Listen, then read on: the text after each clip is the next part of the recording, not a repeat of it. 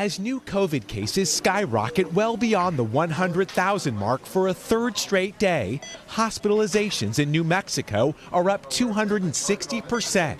Nurse Kelly Souza has comforted her patients as they slip away in isolation. He had a huge family and none of them were able to be here. With nearly every region breaking records for infections and fatalities, the most dire surge in cases may be yet to come. A new CDC report released today says restrictions like mask mandates and curfews have led to a reduction in transmission, but many refuse to follow the guidelines.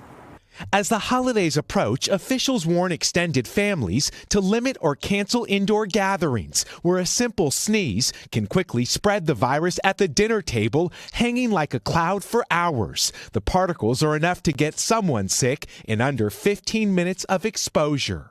People are going to have to make a choice of where they fit in the risk-benefit ratio of having someone come in maybe from out of town who's been through a crowded airport to come into a home. With Texas poised to hit 1 million infections, the U.S. Air Force is now sending in help. In a matter of minutes, my life changed. Juan Jose Martinez lost his mother to COVID in August. Now the 19-year-old is the sole caregiver for his 4 siblings. A reminder, when the virus is gone, the heartbreak remains. Miguel Almaguer, NBC News. Hey, NBC News fans, thanks for checking out our YouTube channel. Subscribe by clicking on that button down here and click on any of the videos over here to watch the latest interviews, show highlights, and digital exclusives. Thanks for watching.